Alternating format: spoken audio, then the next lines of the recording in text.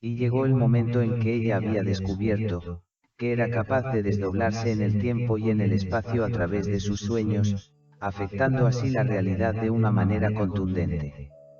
Fue una revelación para poder tomar las riendas de una existencia, donde ella creía que todo estaba escrito por el destino.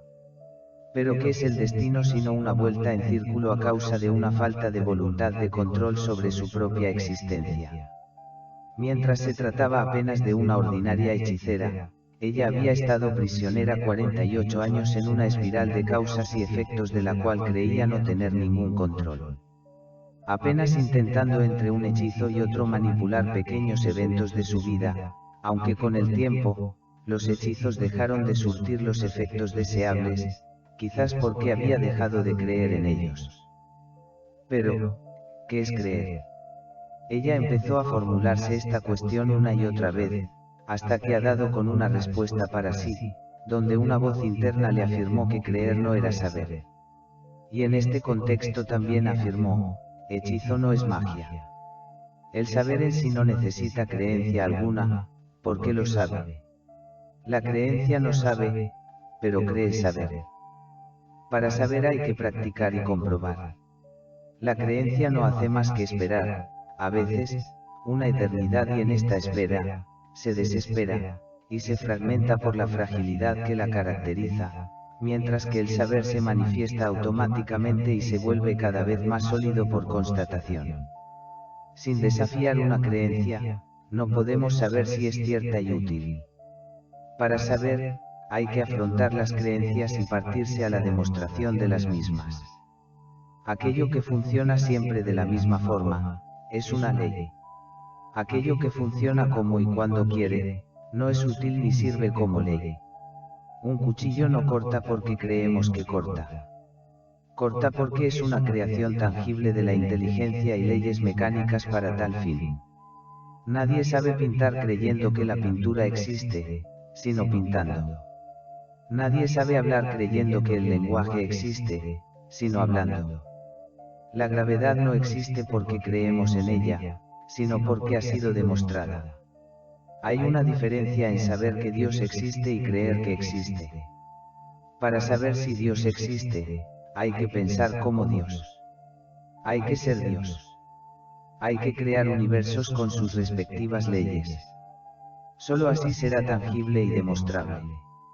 Por esto todos los dioses que existen son tan débiles, agresivos, indecisos, egocéntricos, arbitrarios y claro, inaccesibles.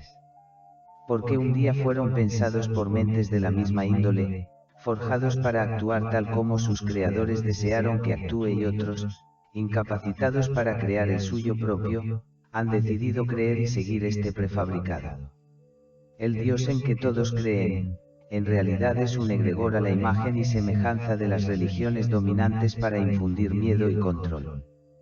Es un Dios político disociado de su propio universo, incongruente con su propia creación, ignorante de las leyes que rigen la materia y la energía entre otras fuerzas que se supone que él legisla.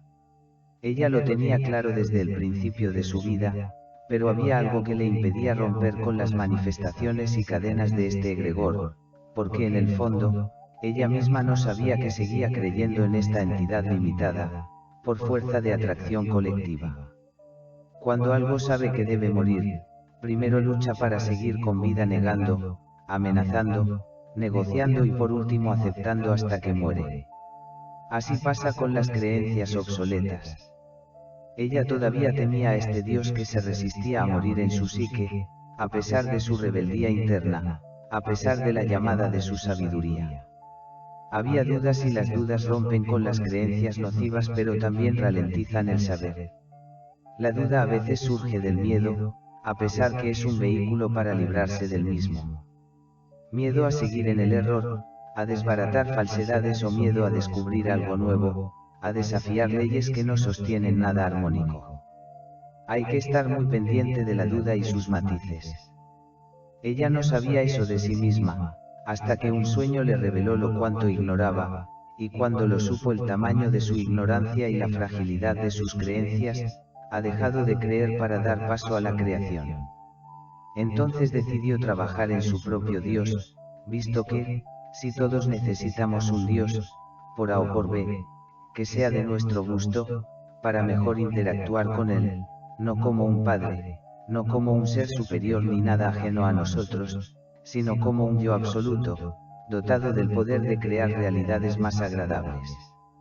Mientras se delega la aventura de vivir a los cuidados de un ente que nos puede dañar en cualquier momento sin motivo alguno, sino solo que porque le da la gana, nada cambiará en esta nave espacial orgánica que es nuestra única casa.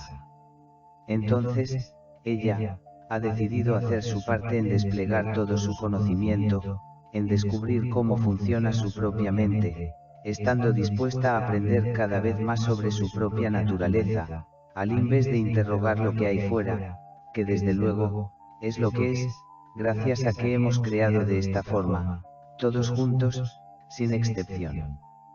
Pero cabe a cada uno, remodelarlo individualmente de dentro hacia afuera. Esto es lo que hay que saber. Ella, la sacerdotisa.